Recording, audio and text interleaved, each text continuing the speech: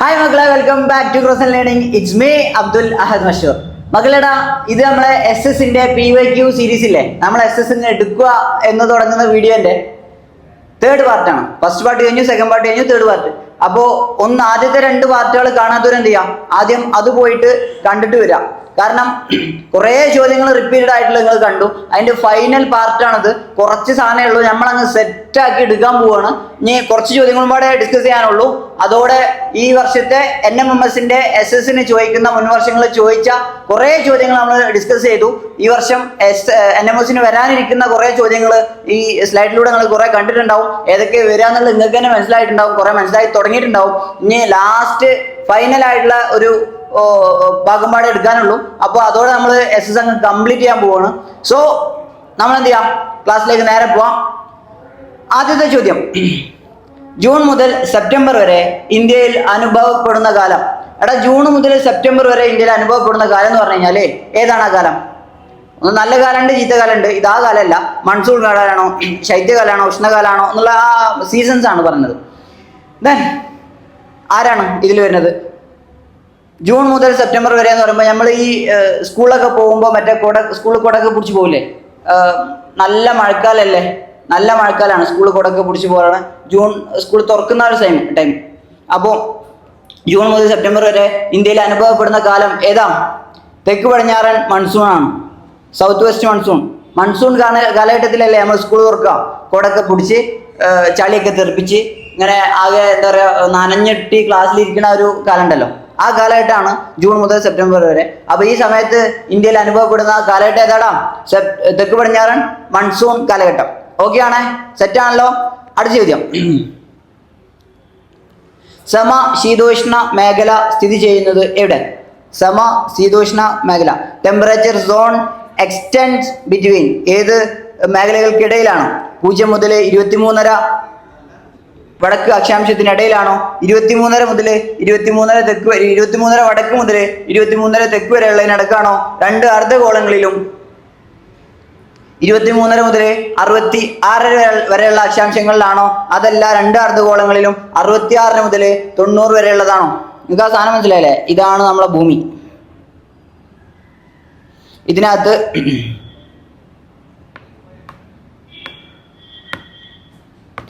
ഇതാണ് ഭൂമി. ഇത് ഭൂമധ്യരേഖ 0 ഡിഗ്രി. ഇത് 23.5 ഡിഗ്രി. ഇത് 66 ഡിഗ്രി. ഇവിടെ 90 ഡിഗ്രി. അതുപോലെ ഇവിടെ 23.5 ഡിഗ്രി. ഇവിടെ 66 ഡിഗ്രി. ഇവിടെ 90 ഡിഗ്രി. ദെൻ എവിടെയാണ് സമശീതോഷ്ണ മേഖല എന്ന് അറിയപ്പെടുന്നത്? അതായത് ടെമ്പറേച്ചർ സോൺ 23.5ന്റെയും 66ന്റെയും ഇടയിൽ, വടക്കിലും തെക്കിലും, നോർത്തിലും സൗത്തിലും 23.5ന്റെയും 66ന്റെയും ഇടയിലായിട്ടാണ് സമശീതോഷ്ണ മേഖല കാണപ്പെടുന്നത്. ഓക്കെ ആണ്, സെറ്റാണ്, പവറാണ്. ദെൻ ഓപ്ഷൻ സി, 23.5ന്റെയും 66ന്റെയും ഇടയിൽ. നമുക്ക് നേരെ ഇത് മനസ്സിലായല്ലേ? മനസ്സിലാവാത്തൊരു ഒന്നുപാടൊരു 10 സെക്കൻഡ് ബാക്ക് അടിച്ചിട്ട് എന്ത് ചെയ്യാം, ഒന്നുപാടൊന്ന് കാണാം. അതോടെ നിങ്ങൾക്ക് തലയിൽ അങ്ങനെ അങ്ങോട്ട് കയറും. അടുത്തത്, പുനഃസ്ഥാപിക്കപ്പെടാത്ത വിഭവം കണ്ടെത്തുക. Identify the non renewable resource. പുനഃസ്ഥാപിക്കപ്പെടാൻ പറ്റാത്തത് വനങ്ങൾ ആണോ? വനങ്ങൾ പുനഃസ്ഥാപിക്കപ്പെട്ടൂടെ? ഇപ്പൊ മരം വെട്ടി അവിടെ പുതിയൊരു മരം വെച്ചാൽ അവിടെ എന്തായി മാറും? വനം ഉണ്ടാവും. കുറെ മരങ്ങൾ ചേർന്ന് എന്തായി മാറും? വനമായിട്ട് മാറും. വന്യജീവികൾ ഇല്ല എന്നുണ്ടെങ്കിൽ 1-2 വന്യജീവികൾ വിചാരിച്ചാൽ മതി എന്ത് ബാക്കിയുള്ള വന്യജീവികൾ ഉണ്ടാവാൻ. ദെൻ അടുത്തത് ജലം തന്നെ ഭൂമിയിൽ എന്ത് ചെയ്യില്ല, കഴിയാത്ത സാധനമാണ്. ദെൻ അടുത്താണ് ഫോസിൽ ഇന്ധനങ്ങളാണ് ഇതിൽ പുനഃസ്ഥാപിക്കപ്പെടാൻ പറ്റാത്തത്. അപ്പൊ ബാക്കിയുള്ള 3 സാധനങ്ങൾ എന്ത് ചെയ്യും? വനം വീണ്ടും ഉണ്ടാവും. വന്യജീവികൾ വിചാരിച്ച വന്യജീവികൾ പിന്നെ ഉണ്ടാവും. ദെൻ അടുത്തത് ജലമാണ്. ജലം നിലവിൽ എന്ത് ചെയ്യില്ല, കഴിയപ്പെടാത്ത സാധനമാണ്. ദെൻ ഫോസിൽ ഇന്ധനങ്ങൾ എന്ത് ചെയ്യും? ഭൂമിയിൽ കഴിയും, ഉപയോഗിക്കുന്നതിനനുസരിച്ച് കഴിയും. ദെൻ അടുത്തതാണ് ഉപദ്വീപീയ ഇന്ത്യയിലെ ഏറ്റവും വ്യാപകമായി കാണുന്ന നൈസർഗിക സസ്യജാലം ഏത്? ഉപദ്വീപീയ ഇന്ത്യ എന്ന് പറഞ്ഞു കഴിഞ്ഞാൽ ഏതാ?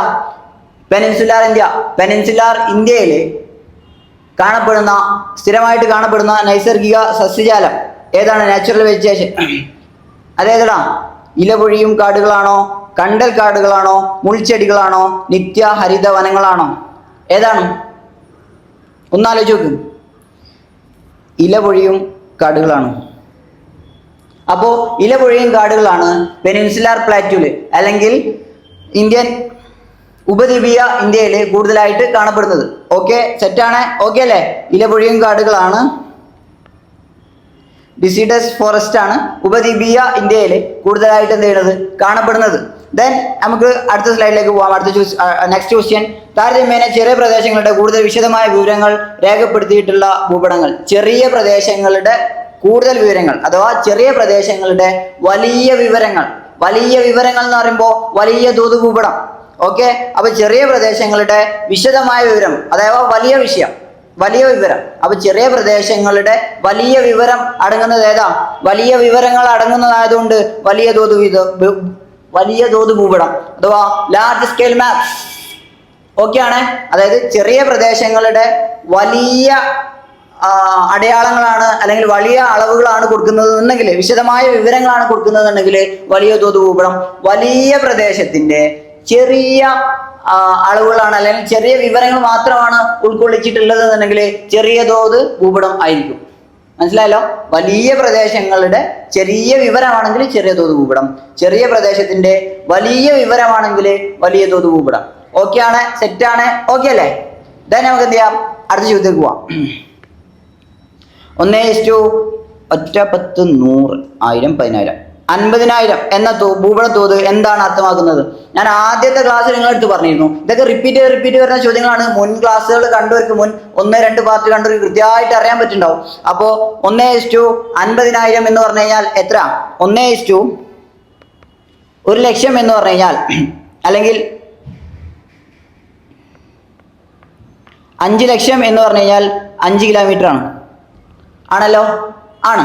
അങ്ങനെയെങ്കിൽ 1:50,000 എന്ന് പറഞ്ഞു കഴിഞ്ഞാൽ 0.5 കിലോമീറ്റർ ആവൂലേ? 1:5 ലക്ഷം എന്ന് പറഞ്ഞു കഴിഞ്ഞാൽ 5 കിലോമീറ്റർ ആണ്. അങ്ങനെയെങ്കിൽ 1:50,000 എന്ന് പറഞ്ഞു കഴിഞ്ഞാൽ ഒരു പോയിന്റ് ഇപ്പുറത്തേക്ക് ആക്കിയിടുക. അങ്ങനെ ഒരു പോയിന്റ് ഇപ്പുറത്തേക്ക് ആക്കിയിട്ടാൽ 0.5 കിലോമീറ്റർ ആവൂലേ? ആവുമല്ലോ. അങ്ങനെ 0.5 കിലോമീറ്റർ ആണെങ്കിൽ അത് ഈ ചോദ്യത്തിൽ കാണിച്ചിരിക്കുന്ന ആൻസർ ഏതായിട്ടാണ് സമമായിട്ട് വരുന്നത് നോക്കുക. 1 കിലോമീറ്ററിന് 50,000 കിലോമീറ്റർ ആണോ? ഓലൊക്കെയാണ്. ദെൻ ബി നോക്കുക. 1 സെന്റിമീറ്ററിന് 5000 കിലോമീറ്റർ ആണോ? അല്ല. 1 സെന്റിമീറ്ററിന് 5 കിലോമീറ്റർ ആണോ? അല്ല. 1 സെന്റിമീറ്ററിന് 1/2 കിലോമീറ്റർ ആണോ? എടാ മക്കളെ, ഈ 0.5 കിലോമീറ്റർ എന്ന് പറഞ്ഞാൽ എത്ര? 1/2 കിലോമീറ്റർ അല്ലേ? ആണല്ലോ. അപ്പൊ ഇതിന്റെ ആൻസർ ഓപ്ഷൻ ഡി ആണ്. 1 centimetre represents 1/2 kilometre. Okay, set ആണല്ലോ? മനസ്സിലായി എന്നാണ് വിചാരിക്കുന്നത്. അതായത് 1 സെന്റിമീറ്ററിന് 5 ലക്ഷം ആണ് എന്നുണ്ടെങ്കിൽ 5 കിലോമീറ്റർ ആണ്. ഓക്കെ, ലക്ഷത്തുമൊക്കെ വരുമ്പോഴേ കിലോമീറ്റർ കിടക്കുള്ളൂ. 1000 10,000 ഒക്കെ ആണെന്നുണ്ടെങ്കിൽ അതിന്റെ ഇപ്പുറത്തേക്കാവും. ദെൻ 1 ലക്ഷം ഒരു റേഷ്യോക്ക് 50,000 എന്നാണെങ്കിൽ 0.5 അല്ലേ വരിക. കാരണം എന്താ? ഒരു പൂജ്യം അവിടെ ഇല്ല. ഒരു പൂജ്യം എണ്ണം കുറഞ്ഞുകൊണ്ട് ഒരു പോയിന്റ് ഇപ്പുറത്ത് വരും. ഒരു പൂജ്യം എണ്ണം കുറഞ്ഞുകൊണ്ട് ഒരു പോയിന്റ് ഇപ്പുറത്ത് വരും. ഓക്കെ ആണല്ലോ? സെറ്റ് ആണല്ലോ? ഓക്കെ അല്ലേ? ദെൻ അടുത്ത ക്വസ്റ്റ്യൻ. ഭൗമാന്തരീക്ഷത്തിൽ ഏറ്റവും കൂടുതലുള്ള വാതകം. നമ്മൾ നേരത്തെ പറഞ്ഞു.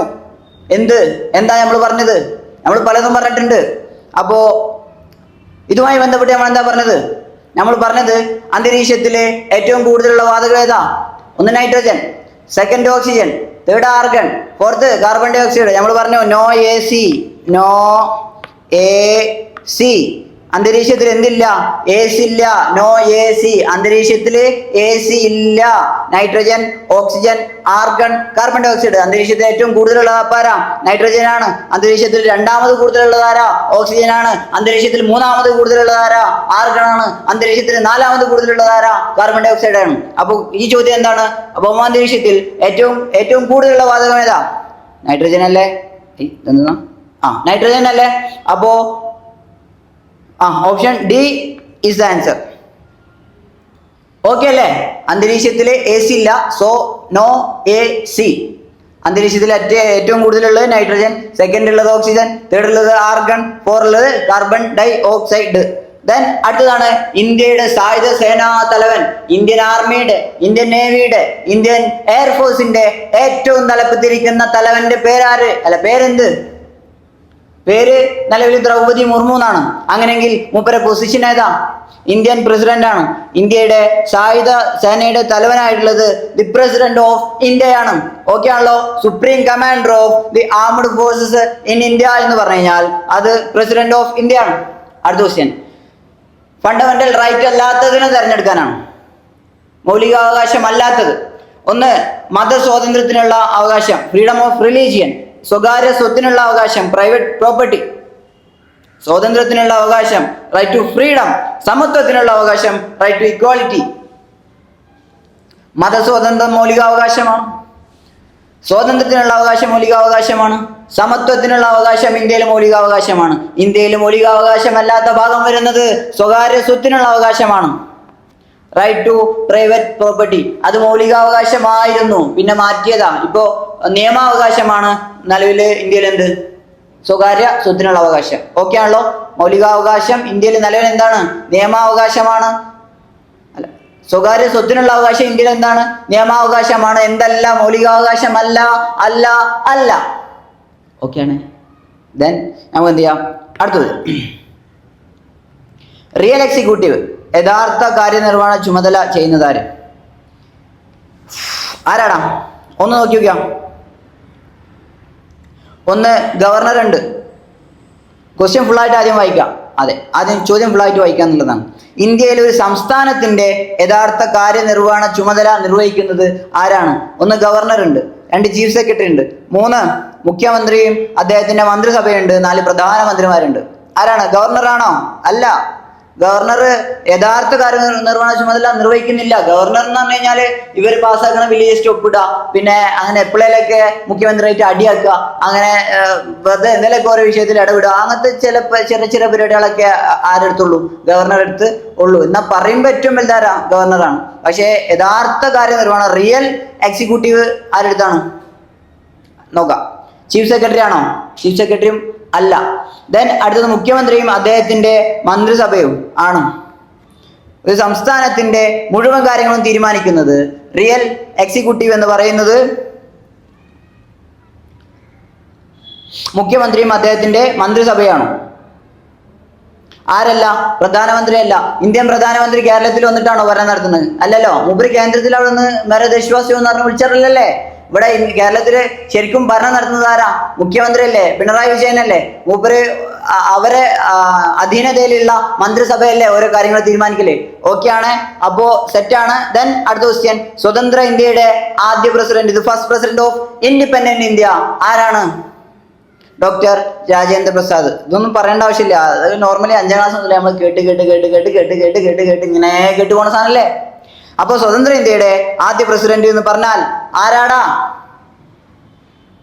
ആരാടല്ല, രാജേന്ദ്ര പ്രസാദാണ്. അടുത്തതാണ്, നിയമനിർവഹണം പ്രധാന ചുമതലയായിട്ടുള്ള സ്ഥാപനം ഏത്? Law implementation is the main function of കോനെ. ആരാണ്? നിയമത്തെ നിർവചിക്കാനാണെങ്കിൽ ആര് വരും? നീതിന്യായ വ്യവസ്ഥ വരും, ജുഡീഷ്യറി വരും. പക്ഷേ അതിനെ നിർവഹിക്കുക, അതിനെ നടപ്പിലാക്കുക ആരാണ്? നിയമങ്ങളെ നടപ്പിലാക്കുന്നത് കാര്യനിർവഹണ സഭ അല്ലേ? എക്സിക്യൂട്ടീവ് അല്ലേ? ഇവിടുത്തെ നിയമങ്ങള്, ഇന്ത്യയിലെ നിയമങ്ങളായി നിലനിൽക്കാൻ കാരണം ഇവിടെ പോലീസ് ഉള്ളതുകൊണ്ടാ, ഇവിടെ മിലിറ്ററി ഉള്ളതുകൊണ്ടാ, ഇവിടെ ഉദ്യോഗസ്ഥരുള്ളതുകൊണ്ടാ. അപ്പോ നിയമങ്ങളെ നിർവഹിക്കുന്നത്, നിയമങ്ങളെ വേണ്ട വിധത്തിൽ നടപ്പിലാക്കുന്നത് ആരാണ് മക്കളെ? കാര്യനിർവഹണ സഭയാണ്, അഥവാ എക്സിക്യൂട്ടീവ് ആണ്. ഡൗട്ട് ഉണ്ടോ? ഇല്ലല്ലോ. ഡൗട്ട് ഉണ്ടെങ്കിൽ പ്രശ്നമാക്കണ്ട, ഒരു 10 സെക്കൻഡ് ബാക്ക് അടിച്ചിട്ട് എന്ത് ചെയ്യാ? ഒന്ന് ഓടെ കാണാം, അത്ര ചെയ്യേണ്ടുള്ളൂ. അടുത്തത്, പ്രസിഡന്റിനെയും ക്യാബിനറ്റിനെയും ബന്ധിപ്പിക്കുന്ന കണ്ണി. പ്രസിഡന്റിനെയും ക്യാബിനറ്റിനെയും ബന്ധിപ്പിക്കുന്ന കണ്ണി ആരാണ്? ഇന്ത്യയിലെ പ്രധാനമന്ത്രിയാണ് പ്രസിഡന്റിനെയും ക്യാബിനറ്റിനെയും ബന്ധിപ്പിക്കുന്ന കണ്ണിയായിട്ട് നിലനിൽക്കുന്നത്. പ്രധാനമന്ത്രി. ഇപ്പോഴത്തെ പ്രധാനമന്ത്രി ആരാണോ? നമ്മുടെ നരേന്ദ്രമോദിയാണല്ലോ. മറക്കൂലല്ലോ? ഇല്ല. അടുത്ത ക്വസ്റ്റ്യൻ, പൊളിറ്റിക്കൽ എക്സിക്യൂട്ടീവിന് ഉദാഹരണം, എക്സാമ്പിൾ ഓഫ് പൊളിറ്റിക്കൽ എക്സിക്യൂട്ടീവ് ആരാണ്? പൊളിറ്റിക്കൽ എക്സിക്യൂട്ടീവ് എന്ന് പറയുമ്പോൾ ചീഫ് ജസ്റ്റിസ് ആണോ? അല്ല. ചീഫ് ജസ്റ്റിസ് സ്ഥിരമായിട്ടുള്ള എക്സിക്യൂട്ടീവ് ആണ്. ദെൻ ക്യാബിനറ്റ് സെക്രട്ടറി അല്ല. ദെൻ പാർലമെന്റ് സെക്രട്ടറി ആണോ? അതുമല്ല. പിന്നെ ആരാണ്? പ്രധാനമന്ത്രി. പൊളിറ്റിക്കൽ എക്സിക്യൂട്ടീവ്, അതായത് പൊളിറ്റിക്കൽ നിയമനാണ്, എന്നാൽ ആരാണ്? എക്സിക്യൂട്ടീവിന്റെ ഭാഗമായിട്ട് ഇങ്ങനെ നിലനിൽക്കുന്ന ആളാണ്. അപ്പോ അതാരാണ്? ഇന്ത്യയിലെ പ്രധാനമന്ത്രിയാണ്. അതായത് പൊളിറ്റിക്കൽ എക്സിക്യൂട്ടീവ് ഈ തന്നിരിക്കുന്നത് പ്രധാനമന്ത്രിയാണ്. അവിടെ മുഖ്യമന്ത്രി തന്നാൽ മുഖ്യമന്ത്രി ആയിരിക്കും. മനസ്സിലായില്ലേ? അപ്പോൾ പൊളിറ്റിക്കൽ എക്സിക്യൂട്ടീവ് ഇത്തരത്തിലുള്ള രാഷ്ട്രീയക്കാരായിരിക്കും ഉണ്ടാവുക എന്നുള്ളത് എന്താ, ജസ്റ്റ് ഒന്ന് ആലോചിച്ച് വെക്കുക. ഓക്കെ. ദെൻ അടുത്ത ക്വസ്റ്റ്യൻ. ഇന്ത്യയിലെ നിയമനിർമ്മാണ സഭയുടെ ആദ്യ യോഗം നടന്നത്? റിപ്പീറ്റ് ചെയ്തെന്ന ചോദ്യം നേരത്തെ കഴിഞ്ഞ വീഡിയോയിൽ നമ്മൾ പറഞ്ഞത്. ആരാണ്? ഇന്ത്യയിലെ നിയമനിർമ്മാണ സഭയുടെ ആദ്യ യോഗം, കോൺസ്റ്റിറ്റ്യൂഷൻ അസംബ്ലിയുടെ ഫസ്റ്റ് മീറ്റിംഗ് നടന്നത്. കോൺസ്റ്റിറ്റ്യൂഷൻ അസംബ്ലിയുടെ ഫസ്റ്റ് മീറ്റിംഗ് 1946 ഡിസംബർ 9. ഡിസംബർ 6 എന്താ? കോൺസ്റ്റിറ്റ്യൂഷൻ അസംബ്ലി ഫോം ചെയ്തത് ഡിസംബർ 6. കോൺസ്റ്റിറ്റ്യൂഷൻ അസംബ്ലിയുടെ ഫസ്റ്റ് മീറ്റിംഗ് നടന്നത് ഡിസംബർ 9. ഇനി മറക്കോ? ഇല്ലല്ലോ. സെറ്റ് ആണല്ലോ, പവർ ആണല്ലോ. ഓക്കെ അല്ലേ? ദെൻ ഓക്കെ ആണെങ്കിൽ നമുക്ക് നേരെ അടുത്ത ക്വസ്റ്റ്യനിലേക്ക് പോവാം. അടുത്ത ചോദ്യമാണ് പ്രിയപ്പെട്ട മക്കളെ, ഇന്ത്യയുടെ ഇപ്പോഴത്തെ പ്രതിരോധ മന്ത്രി. ഇത് നേരത്തെ നമ്മൾ ചെയ്ത ഈ വീഡിയോന്റെ 4 വീഡിയോ മേലെ ഒരു വീഡിയോ കാണാം. അതിന്റെ തമ്പനയില് സോഷ്യൽ സയൻസിൽ 1 മാർക്ക് ഉറപ്പിക്കാമെന്നുള്ളൊരു ചോദ്യമായിരിക്കും. ആ ഒരു സാധനം കണ്ടു കഴിഞ്ഞാൽ, ആ ഒരു വീഡിയോ കണ്ടു കഴിഞ്ഞാൽ അടുത്ത MMS നിങ്ങൾക്ക് ആ ഒരു മാർക്ക് 100% കിട്ടുന്ന ഞാൻ എഴുതി അങ്ങോട്ട് ഒപ്പിട്ടുതരാം. കാരണം സ്ഥിരമായിട്ട് ചോദിച്ചിട്ടുള്ള കുറെ സാധനങ്ങളുണ്ട്. അത് മാത്രമേ അതിൽ ഉൾപ്പെടുത്തിയിട്ടുള്ളൂ. എന്ന് വെച്ചാൽ നിയമനങ്ങൾ എന്ന് പറഞ്ഞൊരു പോർഷൻ ഉണ്ട്. ആ നിയമനങ്ങൾ മാത്രമുള്ള ഒരു വീഡിയോ നമ്മൾ ചെയ്തിട്ടുണ്ട്. നിർബന്ധമായിട്ട് കാണണം. ഈ വീഡിയോ കാണുന്ന ഓരോ കുട്ടിയും NMS കിട്ടലാണ് നിങ്ങളെ ലക്ഷ്യം എന്നുണ്ടെങ്കിൽ ആ മാർക്കിനുള്ള സാധനം എന്ത് ചെയ്യണം? നിങ്ങൾ കറക്റ്റ് ആയിട്ട് കാണണം. കണ്ടേ പറ്റൂ. നിങ്ങൾക്ക് വേണമെങ്കിൽ കാണാം. 1 മാർക്കാണ് കിട്ടുന്നത്. ഓക്കെ. ഓരോ മാർക്കിന്റെ വാല്യൂ പിന്നെ ഞാൻ പറഞ്ഞിട്ടുണ്ടല്ലോ, നിങ്ങൾക്ക് അറിയാലോ. ദെൻ ഇന്ത്യയിലെ ഇപ്പോഴത്തെ പ്രതിരോധ മന്ത്രി ആരാ? രാജ്നാഥ് സിംഗ് ആണ്. അത് എങ്ങനെ പഠിക്കണം എന്നുള്ളതിന്റെ കോഡൊക്കെ കഴിഞ്ഞ വീഡിയോയിൽ നമ്മൾ എന്ത് ചെയ്തിട്ടുണ്ട്? പറഞ്ഞിട്ടുണ്ട്, സെറ്റ് ആക്കിയിട്ടുണ്ട്, പവർ ആക്കിയിട്ടുണ്ട്. അപ്പോ ഇന്ത്യയിലെ ഇപ്പോഴത്തെ പ്രതിരോധ മന്ത്രി എന്ന് പറയുന്നത് ശ്രീമാൻ രാജ്നാഥ് സിംഗ് ആണ്. ദെൻ അടുത്തതാണ് ജനങ്ങൾ നേരിട്ട് പ്രതിനിധിയെ തെരഞ്ഞെടുക്കുന്നത്. ജനങ്ങൾ നേരിട്ട് പ്രതിനിധിയെ തെരഞ്ഞെടുക്കുന്നത് എവിടുക്കാ? രാജ്യസഭയ്ക്കാണോ? ലെജിസ്ലേറ്റീവ് കൗൺസിൽക്കാണോ? ലോക്സഭയ്ക്കാണോ? അഡ്മിനിസ്ട്രേറ്റീവ് ട്രൈബ്യൂണലിലേക്കാണോ? എവിടുക്കാണ്? രാജ്യസഭ. രാജ്യസഭയ്ക്ക് നമ്മളാരെയും പോയി വോട്ട് ചെയ്യലുണ്ടോ? അല്ല, നിങ്ങളല്ല, നമ്മളാരെയും പോയി വോട്ട് ചെയ്യലുണ്ടോ? ഇല്ലല്ലോ. രാജ്യസഭയ്ക്ക് നമ്മളാരും വോട്ട് ചെയ്യലില്ല. ദെൻ ലെജിസ്ലേറ്റീവ് കൗൺസിൽ, കേരളത്തിൽ ലെജിസ്ലേറ്റീവ് കൗൺസിൽ ഇല്ലാത്തതുകൊണ്ട് അങ്ങോട്ട് നമ്മളാരും വോട്ട് ചെയ്യില്ല. ദെൻ ലോക്സഭയിലേക്കാണോ? നമ്മൾ ഇവിടുന്ന് നമ്മൾ വോട്ട് ചെയ്ത് പോണ ആൾക്കാർ എവിടുക്കാ പോണത്? ലോക്സഭയ്ക്കാണ് പോണത്. അപ്പൊ ലോക്സഭയിലേക്കാണ് നമ്മൾ ജനങ്ങൾ നേരിട്ട് എന്ത് ചെയ്യുന്നത്? വോട്ട് ചെയ്യുന്നത്. So Lok Sabha is the answer. People, ജനങ്ങൾ ഡയറക്ട്ലി എലക്ട് ചെയ്യുന്നത് എങ്ങോട്ടാ? ലോക്സഭയിലേക്കാണ്. ഞങ്ങളിവിടെ സമദാനി സാഹിബാണ്, മൂപ്പരാണ് നമ്മളെ ലോക്സഭ സ്ഥാനാർത്ഥി. നിങ്ങളവിടെ ചിലപ്പോ ET മുഹമ്മദ് ബഷീറോ അല്ലാന്നുണ്ടെങ്കിൽ വേറെ ആരാ, ഷാഫി പറമ്പിലോ അങ്ങനെ ഉള്ള കുറെ ആൾക്കാരുണ്ടല്ലോ, അവരൊക്കെ ആയിരിക്കാം ലോക്സഭയിലേക്ക് നിങ്ങൾ തെരഞ്ഞെടുത്തത്. അവരൊക്കെ നിങ്ങൾ നേരിട്ട് തെരഞ്ഞെടുത്തതാണ്. അല്ല, രാജ്യസഭയിലുള്ള ആൾക്കാരെ നമ്മൾ നേരിട്ട് എന്ത് ചെയ്യലില്ല? വോട്ട് ചെയ്ത് തെരഞ്ഞെടുക്കാറില്ല. സോ ലോക്സഭയിലേക്കാണ് ജനങ്ങൾ നേരിട്ട് വോട്ട് ചെയ്ത് എന്ത് ചെയ്യല്? തെരഞ്ഞെടുക്കാറുള്ളത്. ദെൻ അടുത്ത ക്വസ്റ്റ്യൻ നോക്കുമ്പോ, ഹൈക്കോടതിയിലെ ചീഫ് ജസ്റ്റിസിനെ നിയമിക്കുന്നത് ആര്? ഹൈക്കോടതിയിലെ ചീഫ് ജസ്റ്റിസിനെ നിയമിക്കുന്നത് ഇന്ത്യൻ പ്രസിഡന്റ് ആണോ? ഗവർണർ ആണോ?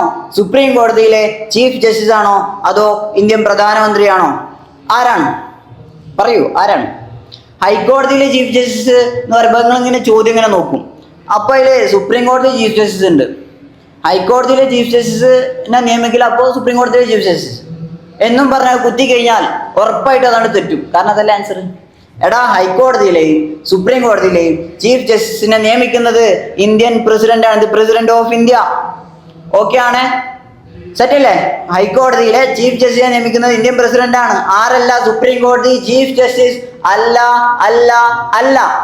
ഓക്കെ അല്ലേ? ദെൻ നമുക്ക് എന്ത് ചെയ്യാം? അടുത്ത ക്വസ്റ്റ്യൻ നോക്കാം. ഇന്ത്യൻ പ്രസിഡന്റിന്റെ ഔദ്യോഗിക വസതി. ഇന്ത്യൻ പ്രസിഡന്റിന്റെ ഔദ്യോഗിക വസതി. എടാ, ഈ പ്രസിഡന്റ് എന്നുള്ളതിന്റെ മലയാളമാണ് രാഷ്ട്രപതി എന്ന് നിങ്ങൾക്ക് മനസ്സിലാവുകയാണ്, അല്ലെങ്കിൽ അറിയണമെന്നുണ്ടെങ്കിൽ രാഷ്ട്രപതി ഭവന എന്നുള്ള ചോദ്യത്തിനുണ്ടല്ലോ. പ്രസിഡന്റിന്റെ ഔദ്യോഗിക വസതി, പ്രസിഡന്റിന്റെ വീട്, പ്രസിഡന്റ് എന്ന് പറഞ്ഞ രാഷ്ട്രപതി. അപ്പൊ രാഷ്ട്രപതിയാണ് പ്രസിഡന്റ്. അല്ലേ? അപ്പൊ രാഷ്ട്രപതി ഭവനാണ് പ്രസിഡന്റിന്റെ ഔദ്യോഗിക വസതി. ഓക്കെ ആണ്, സെറ്റാണ്, ഓക്കെ അല്ലേ? ദെൻ നമുക്ക് എന്ത് ചെയ്യാം, അടുത്ത ക്വസ്റ്റ്യനിലേക്ക് പോകാം. ലോക അദാലത്ത് നിങ്ങൾക്ക് പഠിക്കാനില്ല. ദെൻ അടുത്തതാണ് അക്ഷാംശ രേഖകളുടെ മൂല്യം കൂടി വരുന്നത്. ഈ ചോദ്യം ഉറപ്പായിട്ടും വരും വരും വരും. ഈ ഒരു ഭാഗത്ത് നിന്ന് അക്ഷാംശ രേഖ, രേഖാംശ രേഖ, ലാറ്റിറ്റ്യൂഡ് ലോഞ്ചിറ്റ്യൂഡ് ബേസ് ചെയ്തിട്ട് ഒരു മാർക്കിന് ഷുവർ ആയിട്ട് നിങ്ങൾക്ക് ഉണ്ടാവും. കാരണം എല്ലാ വർഷവും റിപ്പീറ്റ് ചെയ്ത് വന്ന സാധനമാണ് എന്ത്, ലാറ്റിറ്റ്യൂഡും ലോഞ്ചിറ്റ്യൂഡും. അതുമായി ബേസ് ചെയ്ത് ഉറപ്പായിട്ട് ഒരു ചോദ്യം ഉണ്ടാവും മക്കളെ. നിർബന്ധമായിട്ട് നിങ്ങൾ പഠിക്കണം, പഠിച്ചേ പറ്റൂ. അപ്പൊ മക്കളെ, അക്ഷാംശ രേഖകളുടെ മൂല്യം കൂടി വരുന്നത് എവിടുക്കാണ്? എന്താണ് അക്ഷാംശം? ഇങ്ങനെ ഉള്ള പറഞ്ഞ പേരാണ് അക്ഷാംശം. അറിയാലോ, കക്ഷം, അക്ഷം. ഓക്കെ, ഈ രണ്ട് കക്ഷങ്ങൾ തമ്മിൽ ഇങ്ങനല്ലേ ബന്ധം വരുന്നത്. അപ്പോ അക്ഷാംശം ഇങ്ങനെയാണല്ലോ, നമ്മൾ നേരത്തെ പറഞ്ഞല്ലോ. ലാറ്റിറ്റ്യൂഡ് എന്ന് പറഞ്ഞാൽ ഇങ്ങനെയാണ്, അക്ഷാംശം എന്ന് പറഞ്ഞാൽ ഇങ്ങനത്തെ പറഞ്ഞ പേരാണ്. അപ്പോ ചോദ്യം എന്താ? ചോദ്യം നോക്കാം. അക്ഷാംശ രേഖകളുടെ മൂല്യം കൂടി വരുന്നത് എവിടുന്ന് എടുക്കാം? നമുക്ക് വരച്ചു നോക്കാം. ഇതാണ് നമ്മളെ ഭൂമി, നടുകൂടെ ഒരു വര. ആ വരന്റെ പേരാണ് എന്ത്? ഭൂമധ്യരേഖ, 0 ഡിഗ്രി. ദെൻ അടുത്തതാണ്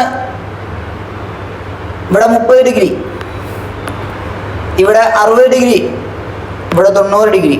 കീപ്പെട്ടിക്കാണെങ്കിലും കീപ്പെട്ട് first 30 degree, then 60 degree, 90 degree. അപ്പൊ നിങ്ങൾ നോക്കുക, ഈ ഭൂമധ്യരേഖയെന്ന് ഇരു ധ്രുവങ്ങളിലേക്ക് പോകുമ്പോഴാണ് എന്തുണ്ടാവുന്നത്? അതിന്റെ എന്ത് കൂടി വരുന്നത്? അതിന്റെ മൂല്യം കൂടി വരുന്നത്. 0 നിന്ന് മാപ്പിട്ട് പോകുമ്പോഴും കീപ്പിട്ട് പോകുമ്പോഴും 30 ആവുന്നു, 60 ആവുന്നു, 90 ആവുന്നു. ഏറ്റവും മേലെ 90, അതിന്റെ തൊട്ട് താഴെ 60, 30, 0. ഓക്കെ, അപ്പൊ സെന്ററിലാണ് 0. ഇരു ധ്രുവങ്ങളിലേക്ക് പോകുമ്പോഴാണ് എന്ത് സംഭവിക്കുന്നത്? ഇവയുടെ മൂല്യം കൂടി വരുന്നത്. അതായത് മധ്യരേഖയിൽ നിന്നും ഇരു ധ്രുവങ്ങളിലേക്ക് പോകുമ്പോൾ. ഇത് നോക്കണ്ട, ഇതേതോ മണവണാഞ്ചൻ ഇട്ടതാണ്, ഞാനല്ല. ദെൻ അടുത്ത ചോദ്യമാണ്, വിഭവ സംരക്ഷണത്തിന്റെ അടിസ്ഥാന ലക്ഷ്യം എന്ത്? The basic objective of resource conservation. പുനഃസ്ഥാപിക്കപ്പെടാത്ത വിഭവങ്ങളുടെ ഉപയോഗം പ്രോത്സാഹിപ്പിക്കുക. പുനഃസ്ഥാപിക്കപ്പെടാത്ത വിഭവങ്ങൾ പ്രോത്സാഹിപ്പിക്കേണ്ട ആവശ്യമുണ്ടോ? ഇല്ല, ഒരാവശ്യമില്ലല്ലോ. ദെൻ അടുത്തത്, അപ്പൊ തെറ്റാണ്.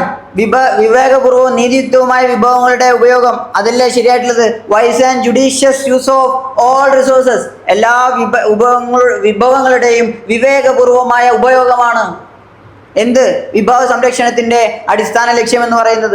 അടുത്ത സി നോക്കുക, പുനഃസ്ഥാപിക്കപ്പെടുന്ന വിഭവങ്ങളുടെ ഉപയോഗം കുറയ്ക്കുക. പുനഃസ്ഥാപിക്കപ്പെടുന്ന വിഭവങ്ങൾ തന്നെ രണ്ടാമത് ഉണ്ടാക്കാൻ പറ്റുന്ന വിഭവങ്ങൾ. ഈ രണ്ടാമത് ഉണ്ടാക്കാൻ പറ്റുന്ന വിഭവങ്ങൾ അതിന്റെ ഉപയോഗം കുറക്കേണ്ട ആവശ്യമുണ്ടോ? ഇല്ലല്ലോ, കാരണം രണ്ടാമത് ഉണ്ടാക്കാലോ. അപ്പൊ ലാവിഷായിട്ട് എന്ത് ചെയ്യാം, നമുക്ക് ഉപയോഗിക്കാം. അപ്പൊ അതല്ല, ഇതല്ല ആൻസർ, ബി ആണ് ആൻസർ. ഓക്കെ, ദെൻ ഈ തലമുറയുടെ മാത്രം ആവശ്യങ്ങൾ നിറവേറ്റുക. നമുക്ക് മാത്രം ജീവിച്ചാൽ മതി, ബാക്കിയുള്ളവരൊന്നും ജീവിക്കണ്ട എന്നും പറഞ്ഞ് നിന്നാൽ പിന്നെ അടുത്ത തലമുറ ഉണ്ടാവോ? ഭൂമിയിൽ ജീവൻ ഉണ്ടാവോ? ഒന്നും ഉണ്ടാവില്ലല്ലോ.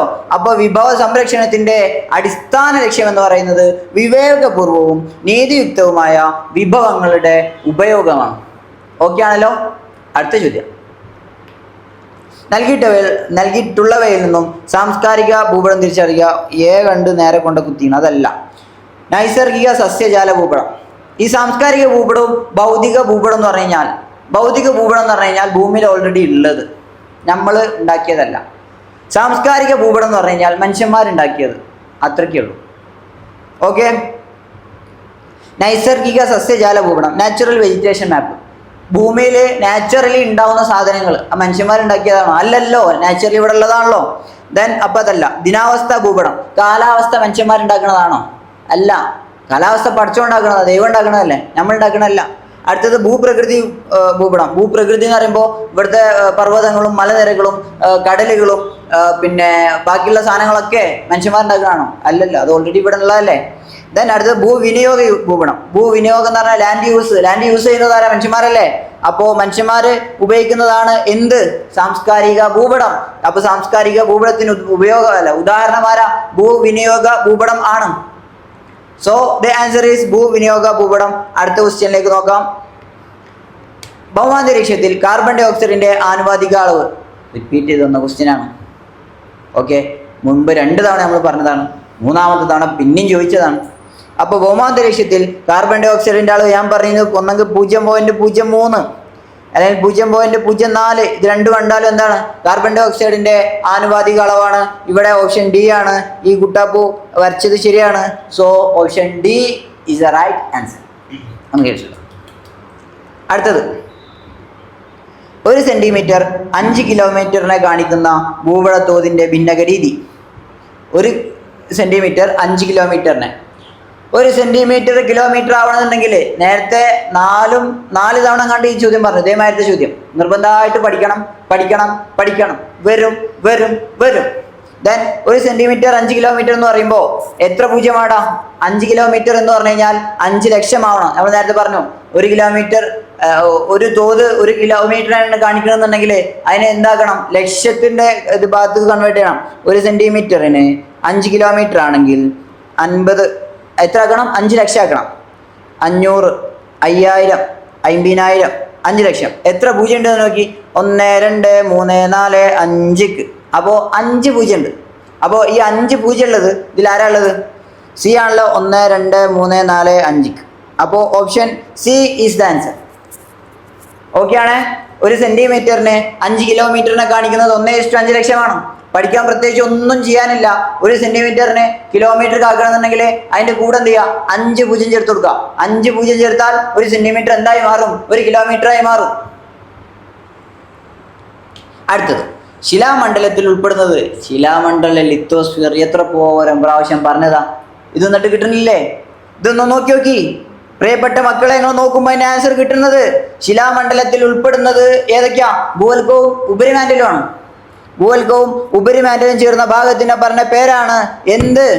ശിലാമണ്ഡലം. ദെൻ അടുത്തതാണ്, ഇന്ത്യൻ പാർലമെന്റ് സമ്മേളനം വിളിച്ചു കൂട്ടുന്നത് ആര്? ഇന്ത്യൻ പാർലമെന്റ് സമ്മേളനം വിളിച്ചു കൂട്ടുന്നത് പ്രധാനമന്ത്രിയാണോ? ഇന്ത്യൻ പാർലമെന്റ് സമ്മേളനം വിളിച്ചു കൂട്ടുന്നത് പ്രസിഡന്റ് ആണോ? ഇന്ത്യൻ പാർലമെന്റ് സമ്മേളനം വിളിച്ചു കൂട്ടുന്നത് സ്പീക്കർ ആണോ? അതോ ഇന്ത്യൻ പാർലമെന്റ് സമ്മേളനം വിളിച്ചു കൂട്ടുന്നത് സുപ്രീം കോടതിയിലെ ചീഫ് ജസ്റ്റിസ് ആണോ? ആരാണ്? ഇങ്ങൊന്നാലോചിക്കൂ. ആരാണ് പ്രിയപ്പെട്ട മക്കളെ ഇന്ത്യൻ പാർലമെന്റ് സമ്മേളനം വിളിച്ചു കൂട്ടുന്നത്? ഇന്ത്യൻ പാർലമെന്റ് സമ്മേളനം വിളിച്ചു കൂട്ടുന്നത് പ്രിയപ്പെട്ട പ്രസിഡന്റ് ആണ്. The president of India. Okay ആണ്? സെറ്റാണ്. ദെൻ നമുക്ക് എന്ത് ചെയ്യാം? അടുത്ത ചോദ്യത്തിലേക്ക് നീങ്ങാം. ഒരു ബില്ല് എന്നാൽ എന്താണ്? എ ബിൽ മീൻസ്, ബില്ല് എന്ന് പറഞ്ഞു കഴിഞ്ഞാൽ ഇവര് ആര്? നമ്മളെ ഇന്ത്യൻ പാർലമെന്റ് ഒരു സാധനം പാസ്സാക്കുന്നു, ഒരു തീരുമാനം എടുക്കുന്നു. ആ തീരുമാനത്തിന്റെ കരട് രൂപമാണ് എന്ത്? ബില്ല്, അഥവാ A decision in draft form. Option B is the answer. ഇതൊക്കെ നോർമലി എല്ലാവർക്കും അറിയണതാണ്, കൂടുതലായിട്ട് വിശദീകരിക്കുന്നില്ല. അടുത്ത ചോദ്യം, ഇന്ത്യൻ പാർലമെന്റ് സമ്മേളനത്തിന്റെ ഓരോ ദിവസവും ആരംഭിക്കുന്നത് എന്തിന്റെ പേരിലാണ്? ഇന്ത്യൻ പാർലമെന്റ് സമ്മേളനത്തിന്റെ ഓരോ ദിവസവും ആരംഭിക്കുന്നത് ക്വസ്റ്റ്യൻ അവറിലാണ്. ചോദ്യം ചോദിച്ചാണ്ടാണ് എന്ത് ആരംഭിക്കുന്നത്? ഇന്ത്യൻ പാർലമെന്റ് സമ്മേളനം ആരംഭിക്കുന്നത്. ചോദ്യം ചോദിക്കുക തന്നെ ചെയ്യും, ഉത്തരം തന്നേ പറ്റൂ. ഇത് മറ്റേ ഫിലിമത്തെ ഡയലോഗാണ്. അപ്പോൾ അതേമാതിരി ചോദ്യം ചോദിച്ചിട്ടാണ് ഇന്ത്യൻ പാർലമെന്റ് സമ്മേളനം ആരംഭിക്കുന്നത്. അത്രേ ഉള്ളൂ. അപ്പോൾ ഇതിൻ്റെ answer question hour. Option C is the right answer. അടുത്തത്, ഇന്ത്യൻ പാർലമെന്റിന്റെ സംയുക്ത സമ്മേളനത്തിൽ അധ്യക്ഷത വഹിക്കുന്നത് ആരാണ്? ഇന്ത്യൻ പാർലമെന്റിന്റെ സംയുക്ത സമ്മേളനത്തിൽ അധ്യക്ഷത വഹിക്കുന്നത് ഇന്ത്യൻ പ്രസിഡന്റ് ആണോ? അല്ല, ഇത് നേരത്തെ നമ്മൾ ഡിസ്കസ് ചെയ്തതാണ്, റിപ്പീറ്റ് ചെയ്തു വന്ന ചോദ്യമാണ് മക്കളെ. ആരാണ്? മര്യാദക്ക് പറഞ്ഞോളൂ, ഇത് നേരത്തെ പറഞ്ഞതാ. നോക്കി ആരാണ് ഇന്ത്യൻ പാർലമെന്റിന്റെ സംയുക്ത സമ്മേളനത്തിൽ അധ്യക്ഷത വഹിക്കുന്നത്? ലോക്സഭാ സ്പീക്കറാണ്. ഓക്കെ, ഇതൊന്നും അല്ലട്ടെ, ഇതൊക്കെ ഏതോ മണഗുണാഞ്ചൻ വരച്ചിട്ടതാ. അപ്പോൾ ജോയിന്റ് സിറ്റിങ്ങിൽ ലോക്സഭയും രാജ്യസഭയും തമ്മിലുള്ള ജോയിന്റ് സിറ്റിങ്ങിൽ ആരാണ് അധ്യക്ഷത വഹിക്കുന്നത്? ലോക്സഭാ സ്പീക്കറാണ്. മറക്കൂലല്ലോ, തെറ്റൂലല്ലോ. ഓക്കെ അല്ലേ? സെറ്റ് അല്ലേ? അടുത്ത സ്ലൈഡിലേക്ക് പോവാം, അടുത്ത ചോദ്യത്തിലേക്ക് പോവാം. സ്വതന്ത്ര ഇന്ത്യയിലെ ആദ്യ പൊതു തെരഞ്ഞെടുപ്പ് നടന്നത്?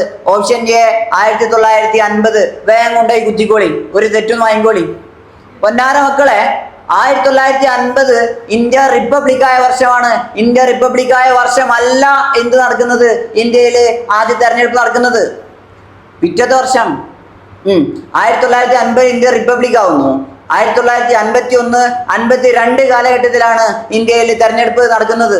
അപ്പോൾ എന്തല്ല, ഓപ്ഷൻ എ തന്നെ 1950 ഉണ്ടാവും. അത് കുറച്ച് പഠിച്ചവരെ കുടുക്കിലാക്കാൻ തന്ന ഓപ്ഷനാണ്. ഓപ്ഷൻ എ തന്നെ എന്ത് കൊടുക്കുക, 1950 കൊടുക്കുക. ഞാൻ വേഗം കൊണ്ട് കുത്തിക്കോളും, വേഗം കണ്ണു നോക്കും, ഓപ്ഷൻ എക്കാണല്ലോ. അപ്പോ ആൻസർ ഈസ് 1951. 1951 ഇന്ത്യയിലെ ആദ്യത്തെ തെരഞ്ഞെടുപ്പ് നടക്കുന്നത്, സ്വതന്ത്ര ഇന്ത്യയിൽ. ബ്രിട്ടീഷുകാർ ഇന്ത്യയിൽ പിന്നെ പണ്ടേ ഉണ്ട്. അടുത്തത് സ്വതന്ത്ര ഇന്ത്യയിലെ ആദ്യ ചീഫ് ജസ്റ്റിസ്. ഇതും റിപ്പീറ്റഡ് ആണ് മക്കളെ, നേരത്തെ പറഞ്ഞ ചോദ്യമാണ്. അപ്പോൾ ആരാണ്? Justice H.J. കെനിയ. ഇതൊന്നും പറയേണ്ട ആവശ്യമില്ലല്ലോ. ദെൻ അടുത്ത ചോദ്യം, കേന്ദ്ര ക്യാബിനറ്റ് യോഗത്തിൽ അധ്യക്ഷത വഹിക്കുന്നത്, ഇതും നേരത്തെ പറഞ്ഞതാ. ആരാണ് ക്യാബിനറ്റ് യോഗത്തിൽ അധ്യക്ഷത വഹിക്കുന്നത്? പ്രധാനമന്ത്രിയാണ്, ഇന്ത്യൻ പ്രധാനമന്ത്രി. Option D is answer. കേന്ദ്ര ക്യാബിനറ്റ് യോഗത്തിൽ അധ്യക്ഷത വഹിക്കുന്നത് അപ്പോൾ ആരാ? ഇന്ത്യൻ പ്രധാനമന്ത്രിയാണ്. നേരത്തെ പറഞ്ഞുകൊണ്ട് കൂടുതൽ വിശദീകരിക്കുന്നില്ല. നേരെ അടുത്ത ചോദ്യം, ഇന്ത്യയിൽ ഇപ്പോഴത്തെ ചീഫ് ജസ്റ്റിസ് ആരാണ്? ഇതിന്റെ ഉത്തരം ഇതിലില്ല. ഇല്ല. ആൻസർ എന്ന് പറയുന്നത് ജസ്റ്റിസ് സൂര്യകാന്ത്. ഇതൊക്കെ എവിടുന്ന ചോദ്യം വരുന്നല്ല. ഇത് നിങ്ങളെ ടെക്സ്റ്റ് ബുക്കിൽ മഷിട്ട് തപ്പിയാൽ കിട്ടൂല.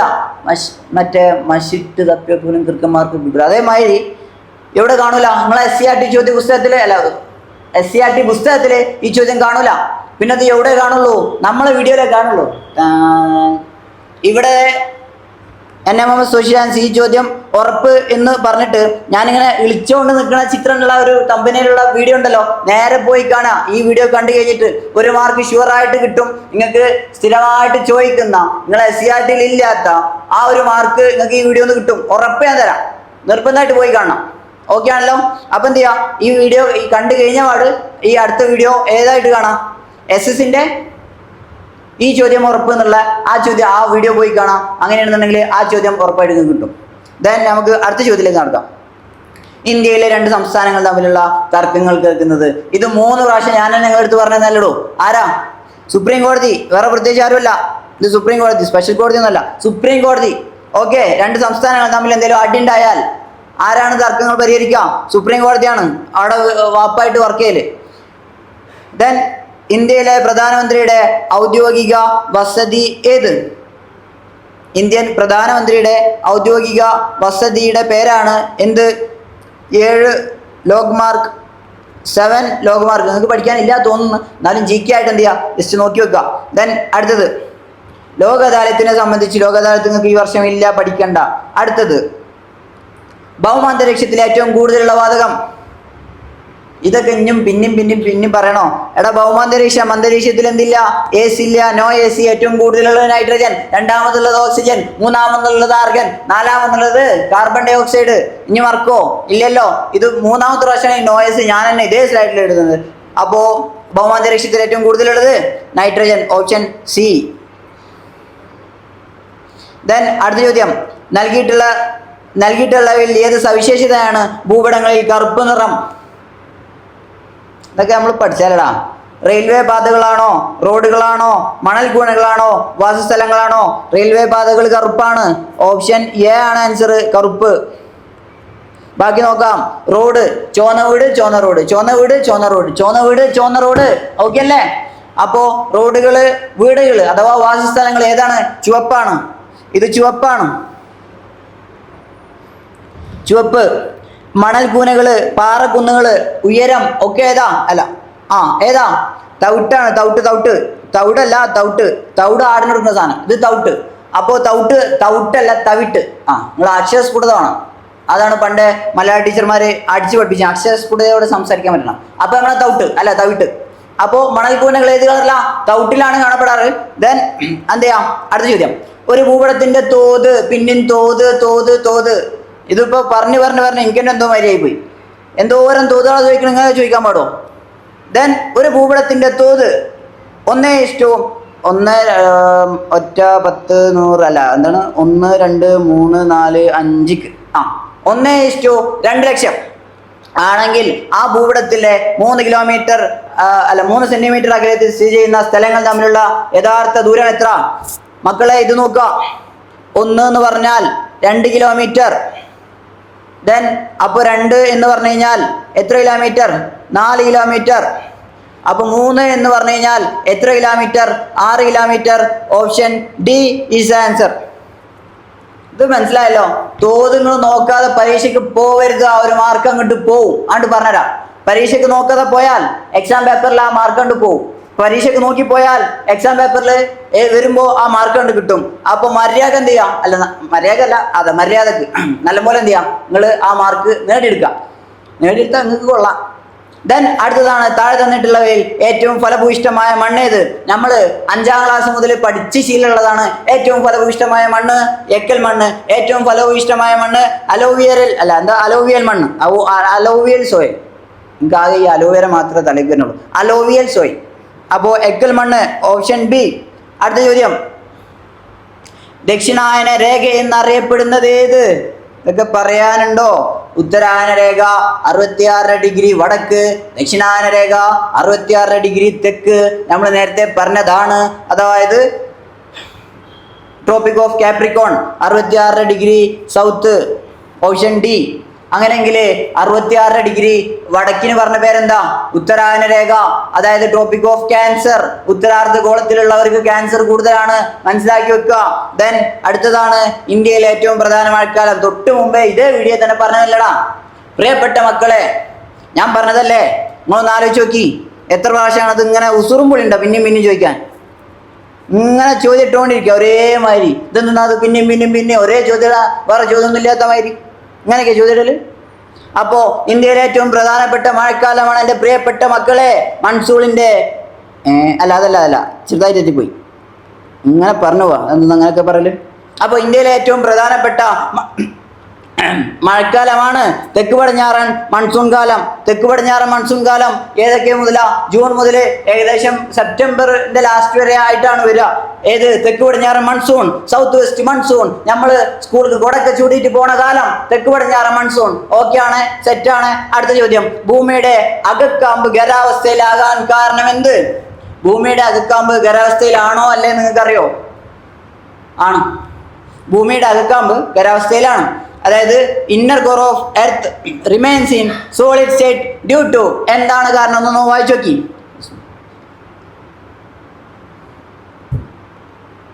ഞാൻ കുറച്ച് വെള്ളം കുടിച്ചിട്ട് നിങ്ങൾ വായിച്ചു നോക്കി.